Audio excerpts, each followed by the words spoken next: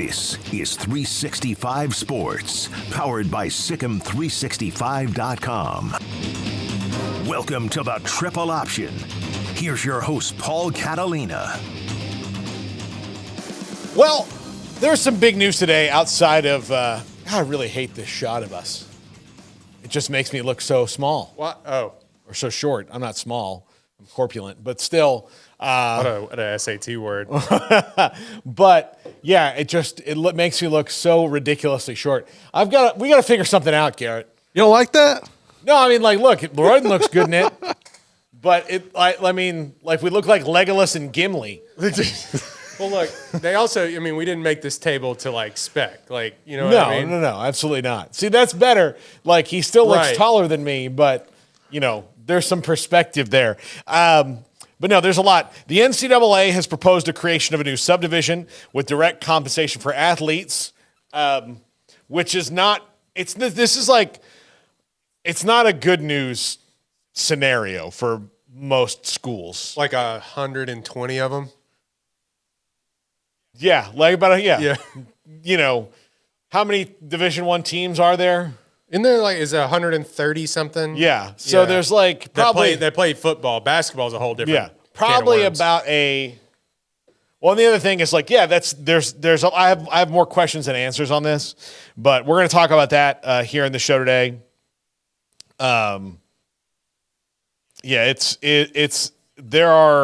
You seem down. Yeah. I mean, look, I'm generally down. Yeah. Royden. I mean, college football in the last couple days. I mean, is this what it's like to be a fan of internationals like FIFA? Yeah. And know that there's this ridiculous seedy underbelly to it that, consumes all your soul and sucks you into the blackness of the void, leaving you with no hope for a bright future? Yes. Okay. Welcome. Because that's how I feel right now, and it is something. So you're not on heroin? Yeah. I know as a sports fan, I will never, ever, ever get over it. Ever get over it. As a sports commentator, I will never get over it.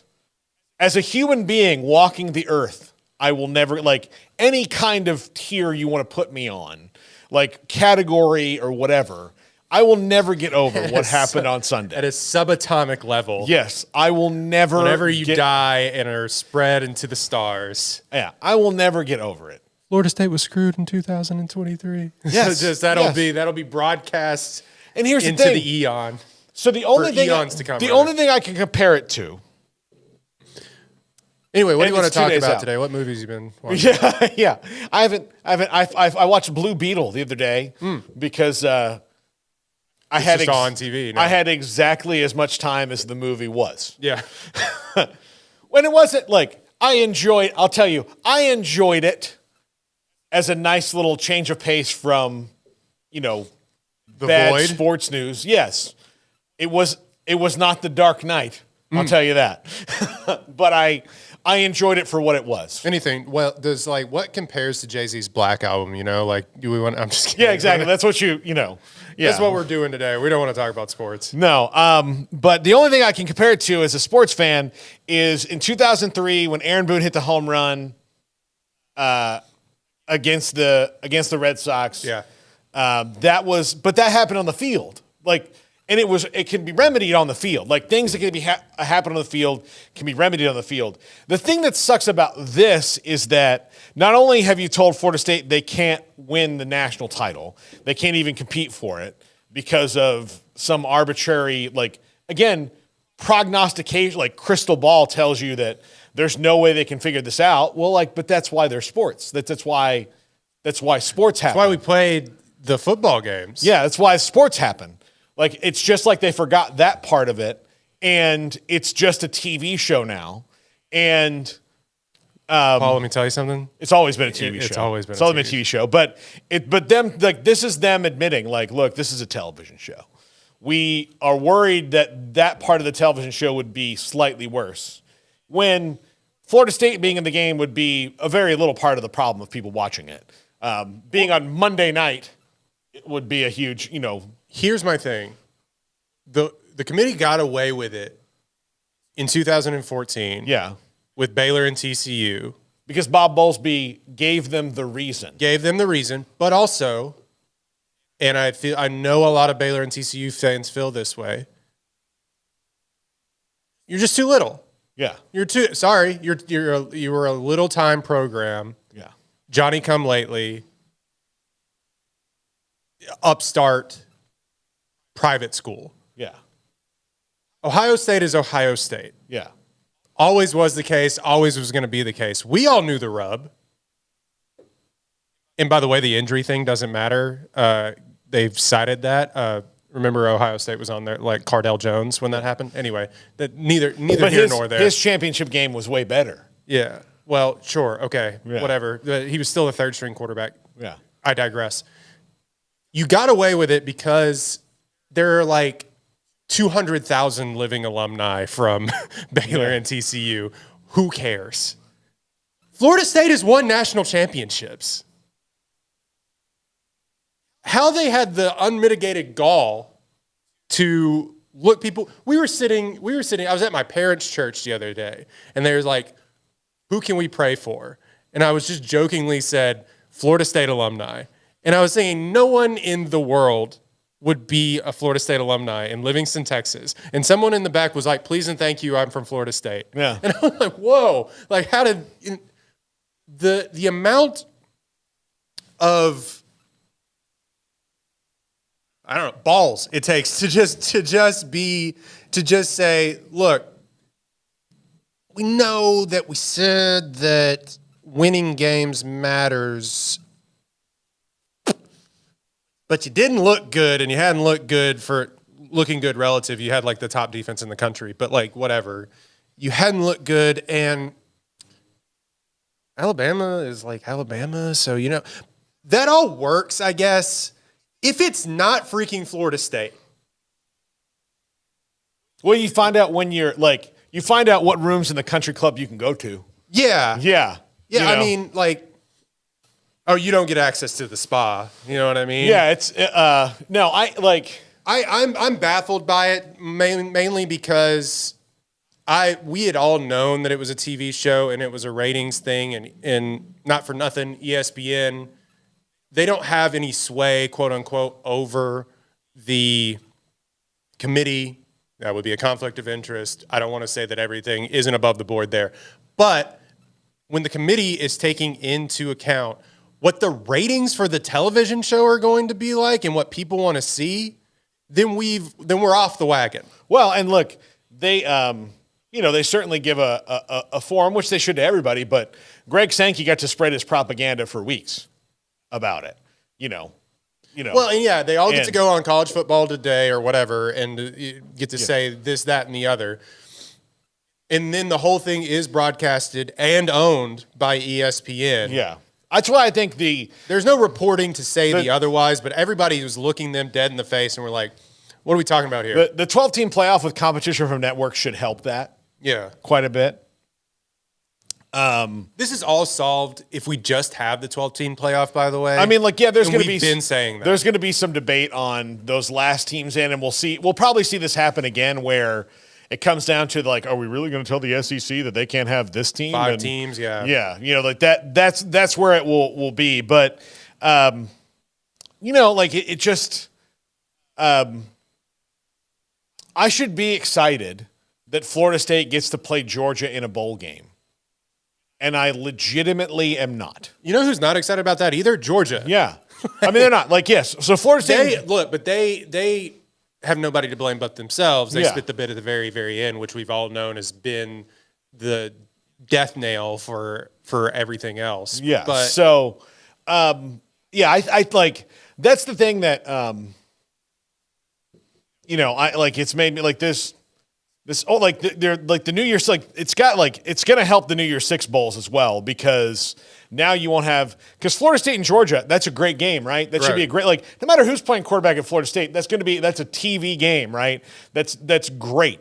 But I mean, the opt-outs that are going to happen because this game means nothing now, unless like Mike Norvell can convince a bunch of people to stay to play in this bowl game just so that, they can be 14-0 and be like, well, here it is. And I just don't know. And which, by the way, people are going to scoff at this in the comments. Claim the national championship. I don't want to do that. You don't want to do that. And you don't want to do that because then it's like that. But it's like, if not for play on, what does any of this matter? Yeah. What does any of it matter? We should say these are the best 4 teams at the start of the season. Yeah. These are the people that are getting in. Yeah. No, it's And look, does this hasten Florida State's exit from the ACC? I don't know, but like you just said, like a whole conference doesn't matter, and we'll get to the tier system thing later in the show. But you've said that the two teams. I would be interested to see what they would have told Washington if Washington lost that game. Yeah. The problem with Florida State, if Jordan Travis had gotten hurt at the very end of the Louisville game, right, and Tate Rodemaker had to come in and looked a little shaky, Florida State would be in because they wouldn't have any evidence to back up their BS. Well, in my whole thing with this entire thing, the criteria has never been written down and presented to us like a 99 thesis or whatever it is. I'm not sure my historicity on the events of Catholicism and things like that is a little off. So that's probably not the actual thesis. How many theses it was? Yeah. Tell me how many theses it was in the comments. 95. 95? 95. Listen, you know what? I used that with Amanda last night. Like I felt like I was the Martin Luther of of this whole thing of like, here's where you're wrong, and I'll give you all the 95. Yeah. No, it's just, and I like. It's gonna be several top after fives. Today. I'm probably not gonna talk about it all that much, because it's burned already. There's nothing. But I am curious. I say all that much. I'm gonna get each of the co-hosts' opinion on it because I am curious to know, and I'm waiting for someone to be able to look at me and say, no, Paul, you're wrong. Alabama should be in. And by the way, maybe, but look, I will tell you this. I think Alabama would have gotten in any other scenario except this exact, they should have gotten in any other scenario except this exact one. Yeah. Like this is the one where that's my problem with it. Yeah. I mean, do you ever, well, and they've done this to themselves. Do you ever watch The Price is Right? Go ahead. So they've got a game on The Price is Right where you have to step on the right numbers. Like you stand in the middle and you step on the right numbers and you have to go in the right order. Mm-hmm. And if you can get more chances if you guess the price of a can of soup, and stuff like that. But so Texas had a clear path, or Texas and Alabama have a clear path. Alabama has a clear path, except for this is the one scenario where, they stepped here, and they stepped there, and you hit the 3 X's, man. Sorry. Mm-hmm. But because it's the SEC and because it's Alabama, there's no consequences for them. They have diplomatic immunity. They're just doing coke off a dead hooker's body in the police station. Just absolutely you can't stop me. Oh, my God. So what's your relationship to the Kennedys? That's what they are. That's what they are. So it's unfortunate. It's unfortunate. It's sad. But I mean, it really feels like winning on aggregate. Like you were talking about the Premier League, and this will transition into the later segment, and you'll get what I'm talking about. But it feels like you were relegated because someone else scored 5 goals. Yeah, and you're on the last day, and you're just like, "What does that matter? How did that happen? We won." Yeah, we won 2-0. We should be good. We won 2-0, and you lost 6-5. Yeah. How did that happen? No, that doesn't make quite enough sense because Alabama won, but it feels like that in some way where it just wasn't decided. It was decided across the country somewhere else. Yeah. And it just would have made more sense to have 3 undefeated Power 5 conference champions and the team that won head to head. Yeah. With the other contender. If Alabama and Texas had never played this year, then Texas would have been the one who was out. Probably, yeah. I mean, like that's just would have been because the big they would have just fed Texas narrative is the Big 12 isn't good enough for you. Sorry that you that you want it. It's the SEC. So the Big 12 and Texas would have been the victim in that because they really wouldn't have been able to, if Alabama had lost to Auburn, this wouldn't even be a problem, Yeah, you can go what ifs down the road. But it's all those things. Texas could have lost to Kansas State. I just think that that would help too. Right. I just think that they have just now posted, nailed on the door that 2.5 conferences matter. Yeah. And when Texas and Oklahoma leave, 2 conferences matter. Well, and every school in the 4 is in the Big 10 and the SEC next year. Mm-hmm. Every school in the 4.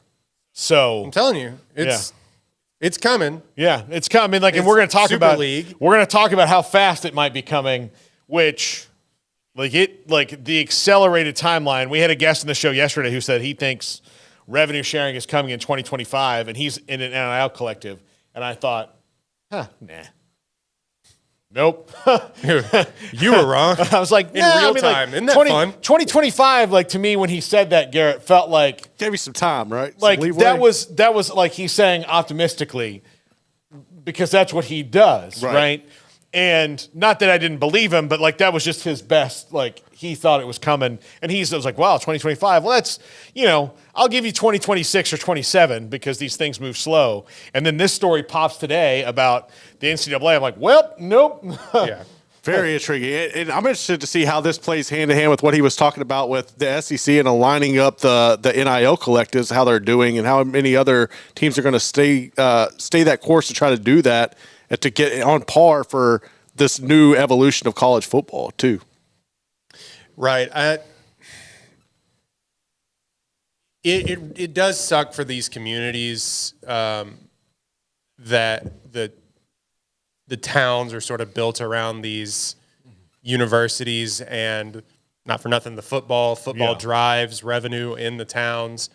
And then for a lot of these places, I'm not saying they're going to stop playing football and that we won't see people rally around their communities to go for Ohio's, Miami, Ohio, go play the University of Ohio or whatever, Ohio University rather, just naming someone. But it sucks when we have just said that hey, 20 teams matter, man. Yeah. That's the one who we have decided to have the biggest revenue. Mm-hmm. Because that's not this is the one who we're going to broadcast on television. You can go find your stuff on CBS.com. That's not college football. That's not the root of college football. It's your school versus this school, and there's pride to it. It's. I paid a lot of money to be here. I'm going to root on these kids. Damn it! But exactly. That's exactly how it is. So and I wanted to get your perspective on it. I want to spend more time talking about the transfer portal and this other thing today. So I will say, I don't want to make you mad. Am I excited to watch Alabama, Michigan? Oh, I think it's going to be a bloodbath. I think it's going to be awesome. I think it's going to be great. I think Alabama's going to win, but I don't think I've been saying this for weeks, and I'm maybe backing off. I predicted Michigan would win the national title at the beginning of the year, but after watching them play compared to watching some years in the 14 playoff, I haven't been able to. This year's been completely different because of the way that we've kind of scheduled out what we've done. So I've seen a lot more than I have in the last few years. So I've seen of the top 6 teams, the top 8 teams, I've seen a lot. I've seen every second of Florida State twice, but I've seen most. I've only missed 1 or 2 Texas games, and neither of them were consequential to this decision. Right? I didn't see the Tech game hardly at all, but again, that was a bloodbath. Yeah, that was awful. Wasn't even close. For Tech, it was terrible. But I can tell you that watching the Big Ten as I did this year, Michigan has not seen anything skill position wise like any of the teams that they would play. Even before Sunday, if you're Michigan and you're looking at your matchup, you're a good team, you're well coached, all those things, and they're going to be a tough out no matter what. But you have not seen what Georgia, Florida State, Texas, Washington, and Alabama all have at the skill positions, except for the Ohio State game. And then you taking the fact that Kyle McCord, who's in the portal, by the way, we'll talk about that in a second. Kyle McCord is limited compared to Michael Penix and Jalen Milroe and Quinn Ewers right now. Like, I guarantee you, like, Ryan Day's like, damn, how did we let that happen? But he knew it was going to happen anyway. But Quinn Ewers, like Kyle McCord, just a tier below. Yeah. Carson Beck would be a tier above. And again, they wouldn't have had to see Jordan Travis. But 3 weeks ago, Garrett and I were having this conversation when Jordan Travis was perfectly healthy. And I'm like, look, I like anybody's matchup against Michigan just because they have not seen that. They haven't played one single quarterback like that. They haven't played a running back like that. And they've only played Marvin Harrison Jr., really. And they didn't do a great job at Marvin Harrison Jr., but nobody does. So, and look, and you know why, on top of the Baylor TCU thing, why the style points thing is arbitrary. Michigan had like 180 yards of offense versus Iowa or something of that nature, right? So style points matter. Except for them. Except for, style points matter when you're Florida State. But when you look bad with your starting quarterback, bad being relative, they beat them like 20-0, right? Yeah. But when you look suboptimal versus an Iowa defense that is good, sorry, American East Farmers, I know. But like against an Iowa team that just, frankly, I don't think is the weirdest 10-win team that I've ever seen in my entire life. Yes. But I don't think it's very good. But I think when you look less than stellar against them, that doesn't matter. But we look less than stellar against a Louisville team who also, by the way, has a top 15 defense in the country. And a top 20 offense. Yeah. And you held them to that many points. So we're saying that doesn't matter. The hair, like, there's always been hair splitting, right? The 13th data point mattered for TCU and Baylor, right? That was the explanation they gave, right? It mattered for that. But then when they hit a wall where they had a conference champion or two who didn't, or not a non-conference champion who only had one, who was 11-1, then they're like, well, who needs 13 whole games to see how good you are? Exactly. Yeah. So that's just how it is. All right, we're going to take a break here. We're going to come back. We're going to talk about transfer portal madness, and I want to drill down on Kyle McCord a little bit. This is a dude who was 11-1. 11-1. He had like 27 touchdowns to like 5 interceptions too. He had a very good year. Now, did he have a Cam Ward year? No, he's not Cam Ward.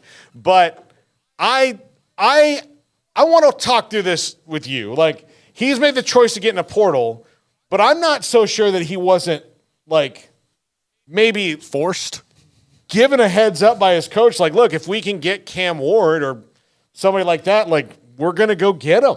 And, he was 11-1. This is where I'm all like, Garrett will tell you, I love the portal. I think it's super. It's a great equalizer this year because 3 teams were undefeated. Yeah, I think it's fun, but there's part of it that's a little bit weird where, if you push a guy at the door who's 11-1, like you better be ready for, you better know that you're getting somebody good. And I don't think that they know that yet. Although Brian Hartline's the OC, like, they can go back to that kind of wide open style that they play most times, except against Michigan. I don't know. But anyway, we'll come back. We'll talk about the transfer portal. This is 365 Sports. If your business is like most, you need things done quickly. But if you're still tying your critical applications together on multiple shared public networks, you've probably been feeling the slowdown. And that's no good for business. A private UPN fiber network can get you and your business moving at the speed of light. Whatever you need, we can build it. Internet, Metro Ethernet, Waves, dark fiber. We deliver custom private networks and are focused on business customers only.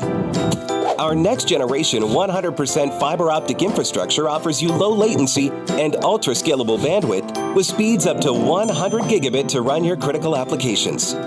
Your connection won't be limiting your performance anymore. It's diverse and scalable, so it can grow and change as your business grows and changes. And with a secure carrier-grade private network, you'll have all the reliability you need. Contact UPN today to learn more. Fast just got faster. This is 365 Sports, powered by Sikkim365.com. Welcome to the Triple Option. Here's your host, Paul Catalina. Welcome back. We are in the transfer portal point of the season. I was going to say us personally. We are. We are in that. No. Look, we're always in the portal. Yeah. Just waiting for that one good offer. ESPN wants to pay you again. You want to go back? Yeah, absolutely. Sure your bosses will love that joke. No. Yeah. Listen, big ESPN, I'll suckle at the power teat. It's fine. I just want to come on here on big ESPN radio and drop a few F-bombs about the Florida State thing and then get fired. Yeah, I'll absolutely do that. So, I love the transfer portal, but the Kyle McCord thing in particular is very surprising to me because this is a dude who's 11-1 at Ohio State and is in the portal. Now, maybe he loses. If he wins the Michigan game, do you think he's in the portal? No, because I think there was something there with,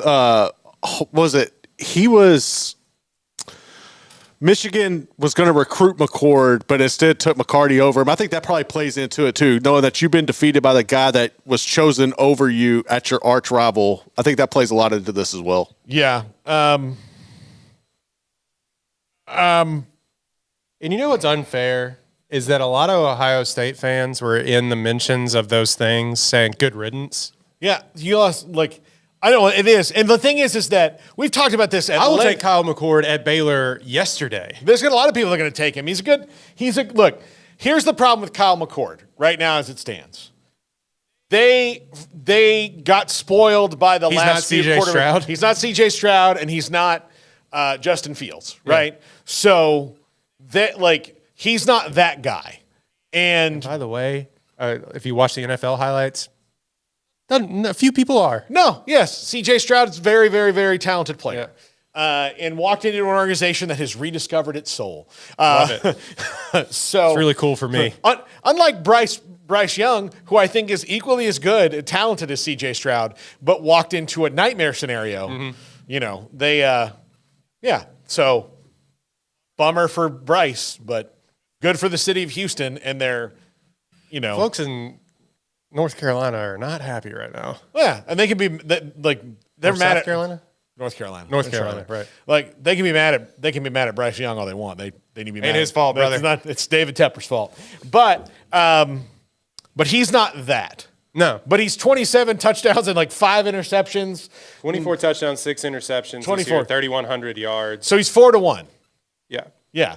And they had a lot of injury. They did Travion Henderson missed time. Emeka Ekuba missed time. They've got players in the portal. Julian Fleming, who was a top recruit a couple years ago, had kind of fallen to 3rd or 4th on that receiver depth chart, which happens when Brian Hartline just keeps on the pipeline of guys he's got in there. But 11-1 in the portal is surprising to me. Guys like Riley Leonard, who is at Duke and can clearly make more money somewhere else.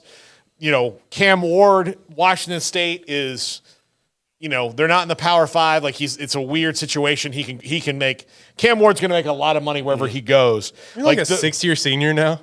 Maybe a 5th-year senior, but So he's got and he's going to try to improve his NFL stock.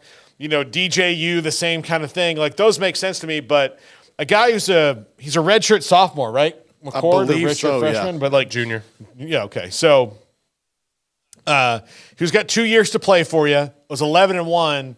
To me, that's just really surprising. And I'm wondering if he was just told, hey, we're going to go for a portal quarterback. And he's like, all right, well, I'll go try to be 11-1 somewhere else.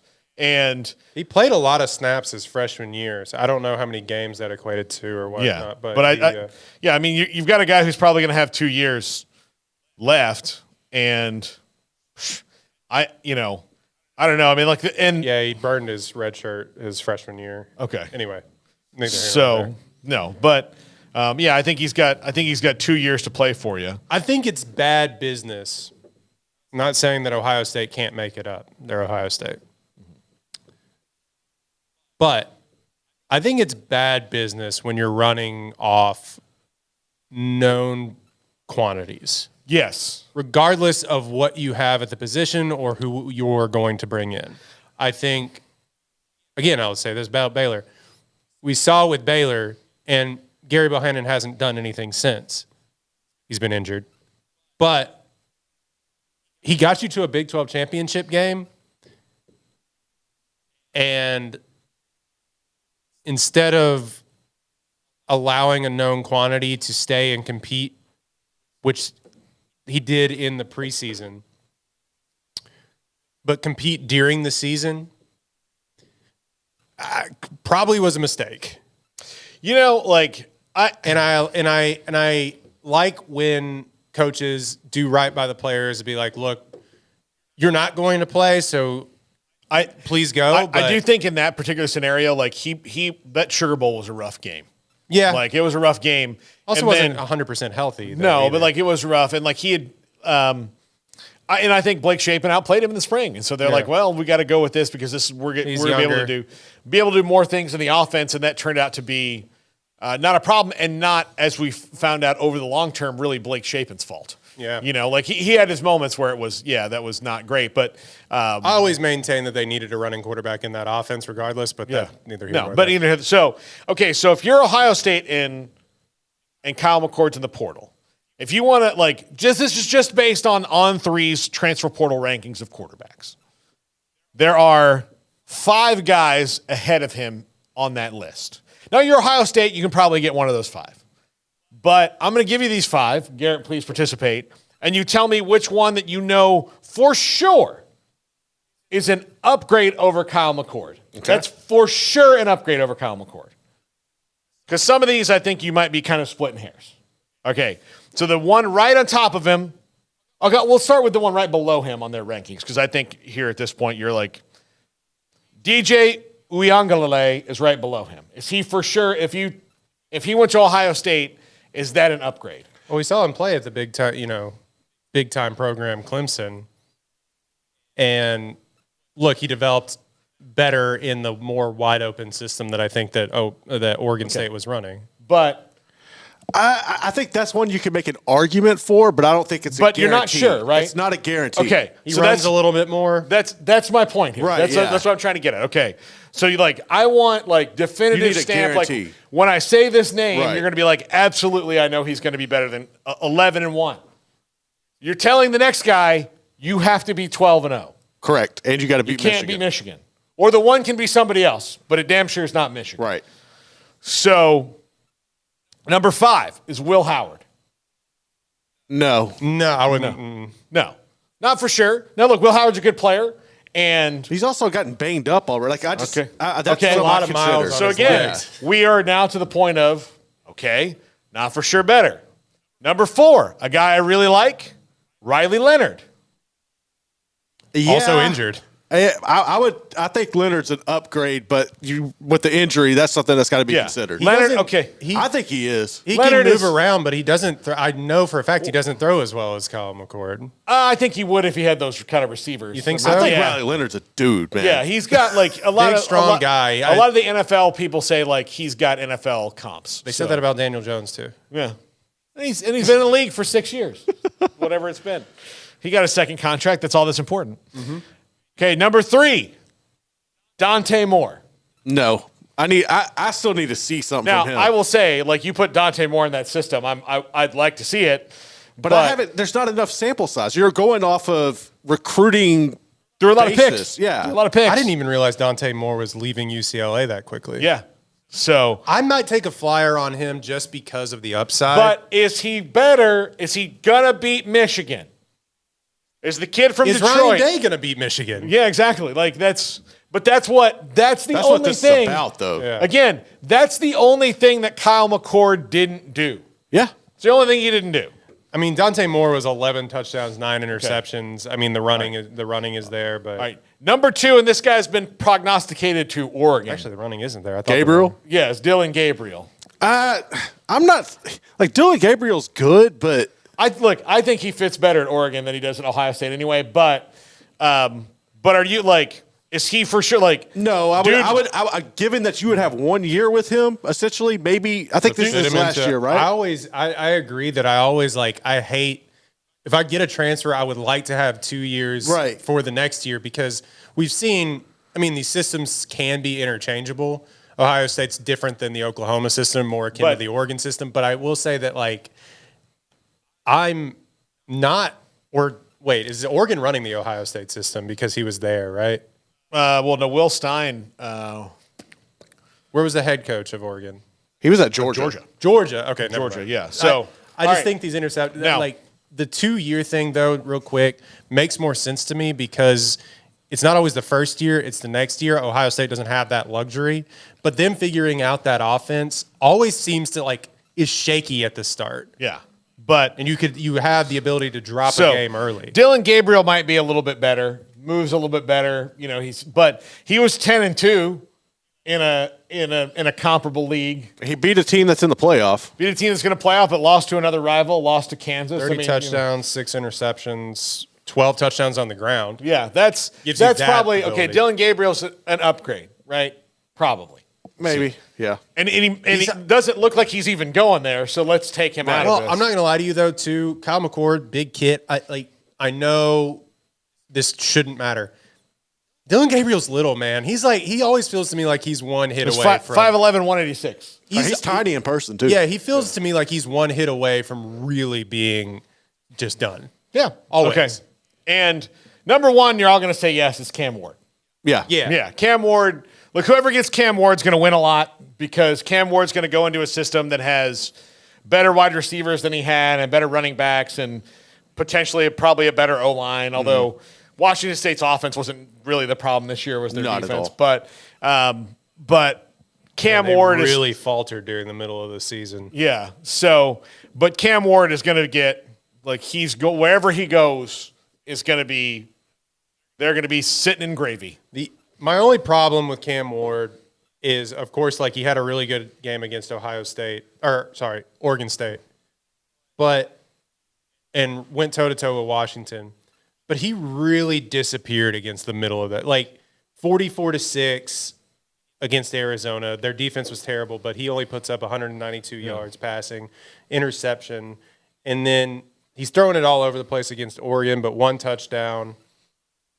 He loses to Arizona State. They only put up 27 points.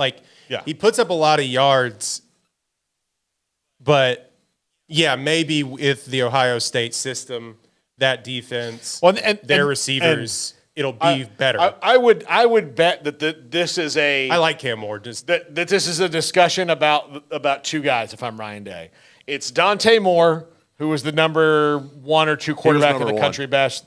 I mean, he and Jaden Rashada were right there, okay?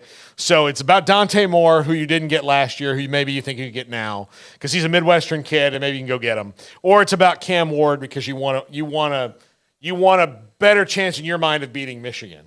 Because, look, Kyle McCord, for better or for worse, was really kind of the difference in that game, in that he was just not better than Michigan's defense in the certain parts of it. But again, the dude's 11-1. This is his worst game of the year. Yeah. I'm pretty sure. He threw 2 picks in another game, but in that big of a situation, the stakes, the throwing the 2 interceptions. I just think it's unfair to the kid that every Ohio State fan is you're not C.J. Stroud, who, by the way, also lost to Michigan. But, I think I don't know. This is like a long shot, but does the fact that Quinn Ewers is playing in the college football playoff and was on that roster have any play into what's going on right now with McCord being out? You could have kept, you know what I'm saying? Yeah, I do think that if there was... They had a Texas A&M situation where they had 2 right. quarterbacks. Yeah, right. But also, Quinn... Ryan Day should have seen that coming. Yeah.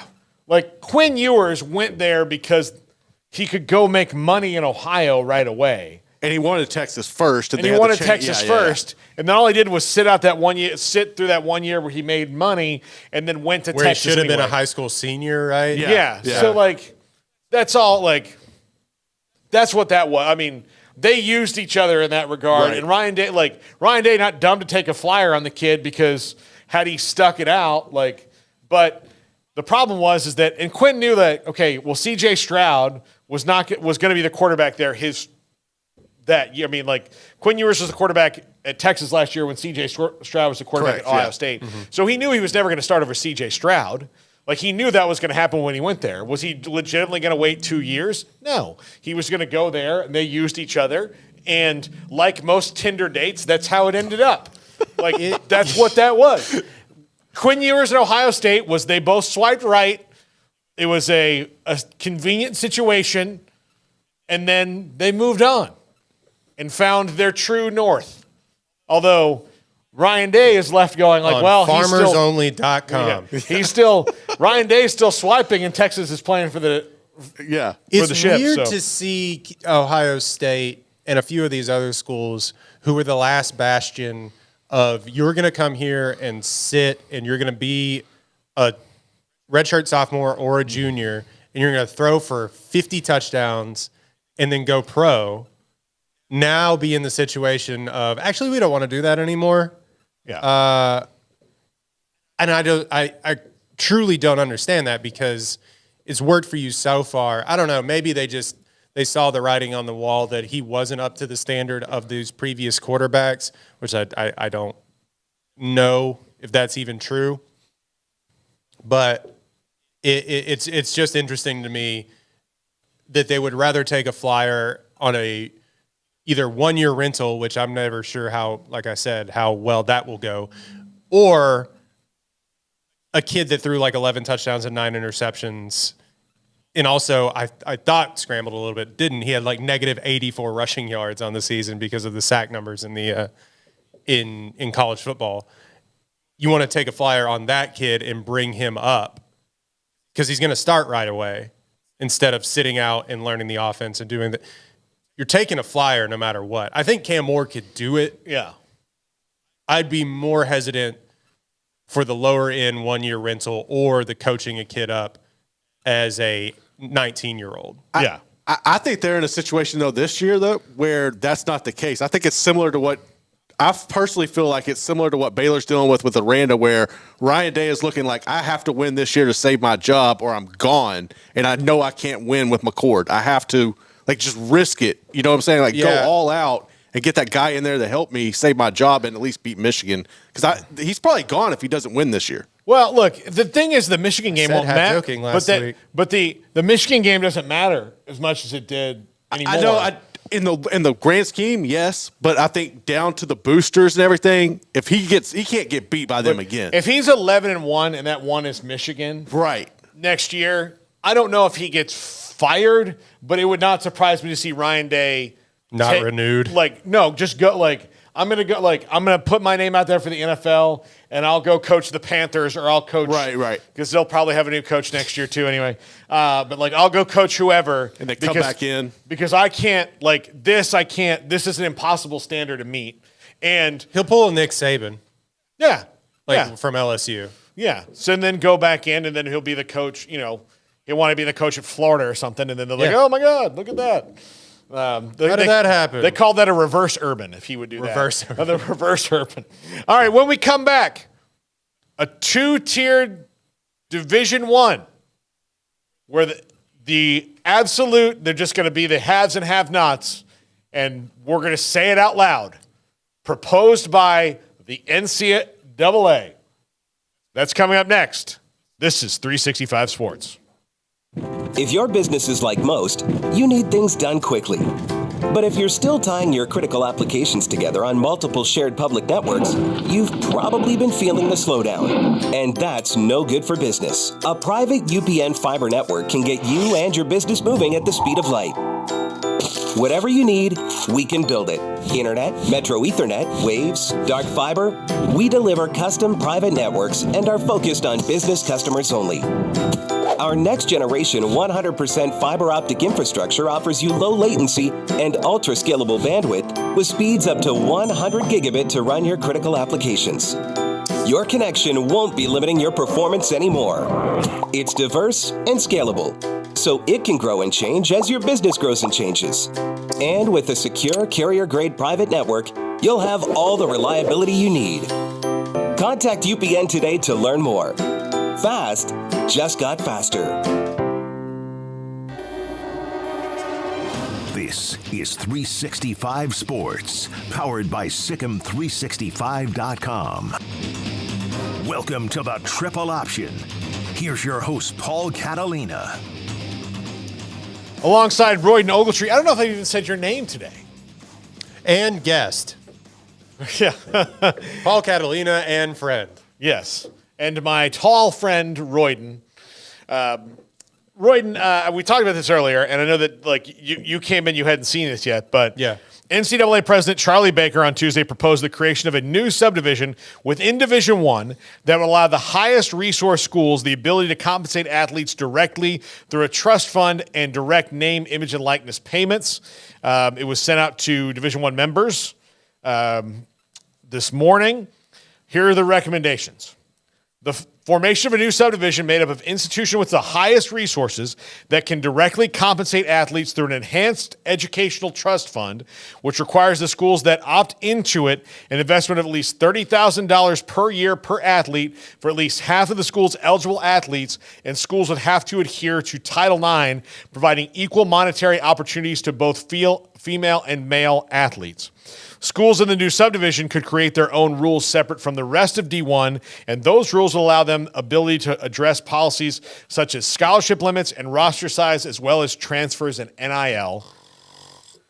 Any Division I school would be able to enter into an NIL deal with athletes directly, not currently permissible, and any D1 school should be able to distribute to any athlete funding related to educational benefit without any caps on such compensation. So basically what this means... I know I put you to sleep. I'm going to... We want to make the Premier League. Yes. It is just going to be the haves and have-nots. Yeah.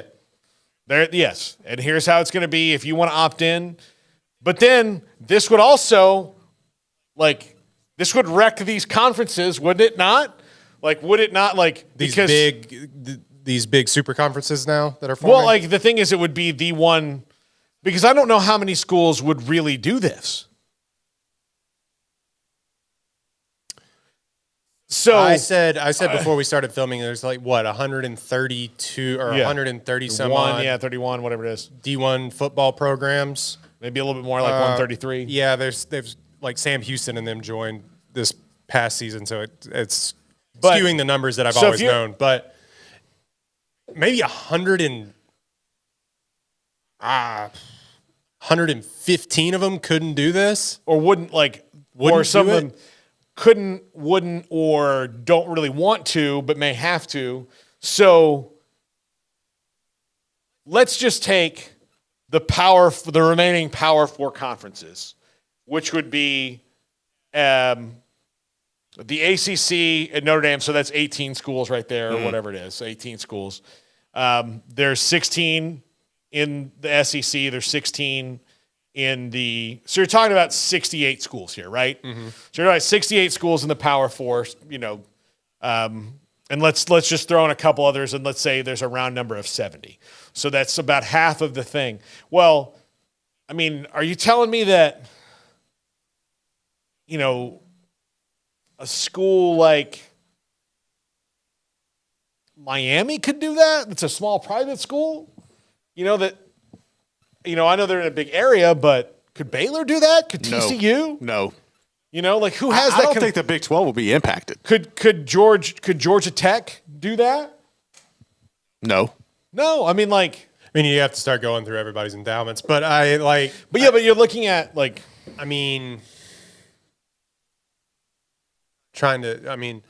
somebody like Mississippi State be impacted? Or, it depends on how much money you're getting and where that money goes. But yeah, there are. And this is probably not going to be the last model. Minnesota, Rutgers, but also they're done. Here's another problem with this, because it's Title IX compliant. It has to be Title IX compliant.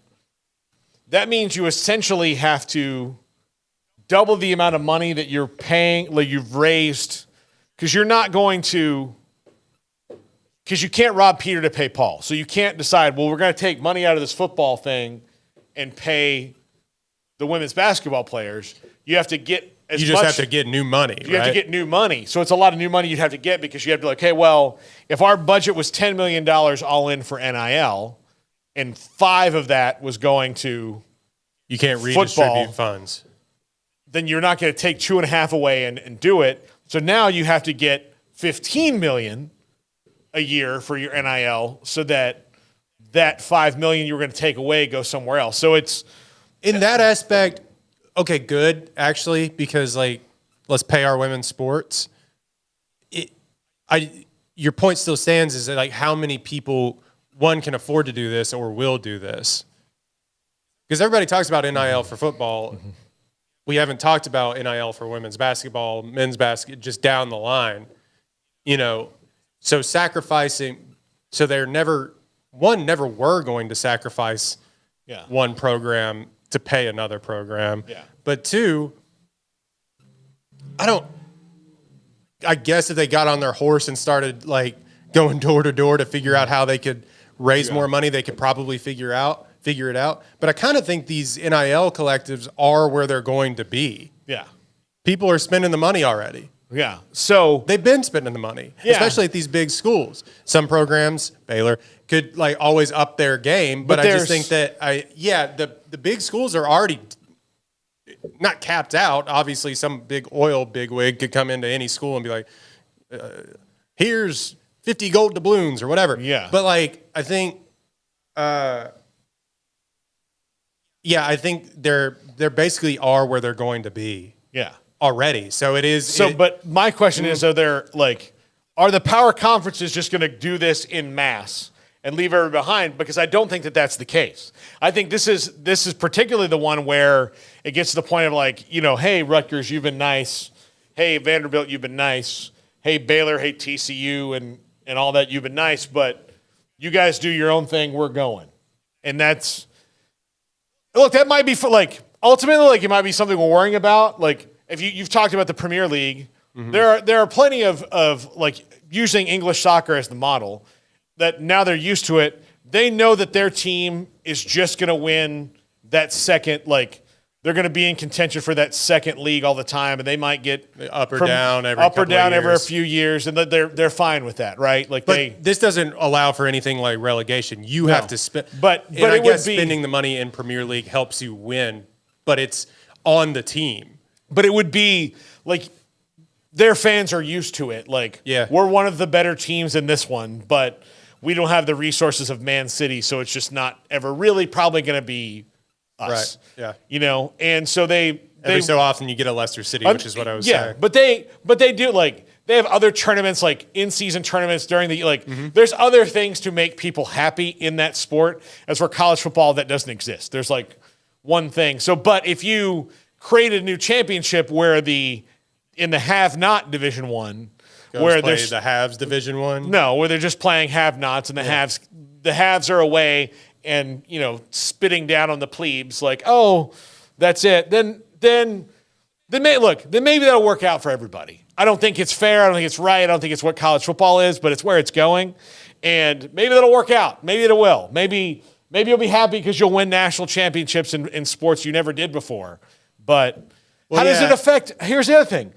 How does it affect? Like, is this just for football? Like, if it's not just for football, so are you going to play the haves and have-nots that make their, like, I don't understand. There's a lot of questions that are not answered in the articles about it. So, like, are you going to wreck the NCAA tournament too? Because I think you would find a way to separate football and basketball from it. And then try, because if you don't, and you're trying to get it up with other money, how many other sports are you going to have to cut away and use the resources spent on travel to pay for your new football? Like, that's what it's going to come down to. If you don't split off, you're going to have to gut your athletic department. Yeah, I don't know. This is it's very bizarre. You'd be really killing a lot of awesome basketball games down the road, and like, obviously those conferences would still play each other, the ones that don't opt into it. But I just think that, like, basketball especially, you'd be killing some, like, not saying that Duke and North Carolina are kind of in the same situation, but, like, what would happen if North Carolina opted in and Duke didn't? Now all of a sudden you're not playing Duke and North Carolina basketball anymore. What happens when you do this and it changes and your best basketball conference is essentially left out because what's the Big 12 is the best basketball conference. Right. So are you going to eliminate that?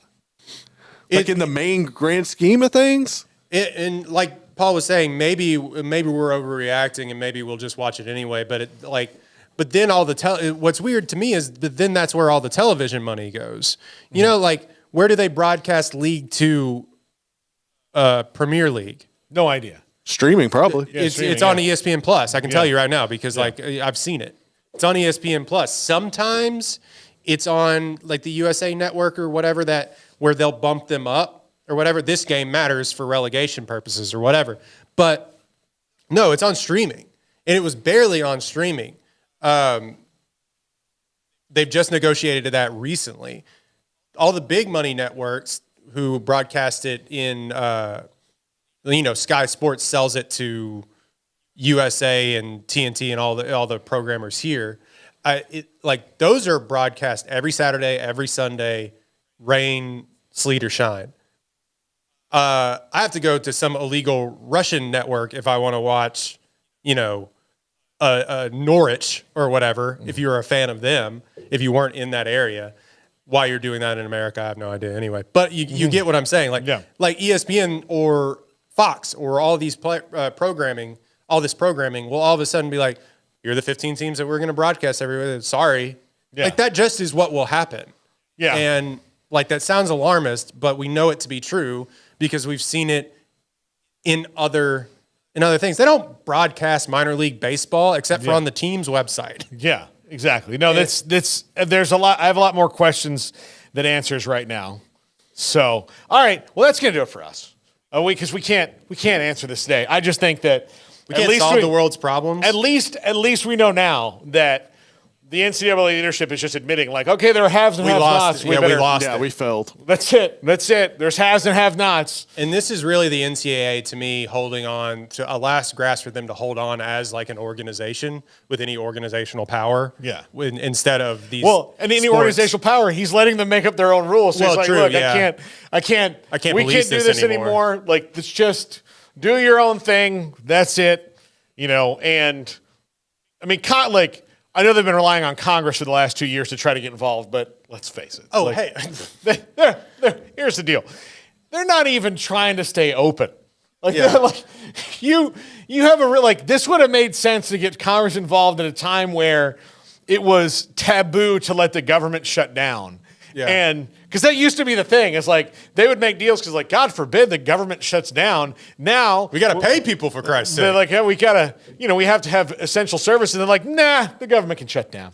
Yeah. We're fine with it. I'll go on vacation. By the way, the congressmen and women, I think it was one specifically, I can't remember his name, saying that they are asking for a congressional hearing. You mean Rick Scott? Rick Scott. Thank you. Don't do that. No, please don't. Stop. I tweeted out. Worry about inflation, please. There's a lot going on out here. I tweeted out, we don't need your help. Yeah. Don't need your help. Don't want it. Don't need it.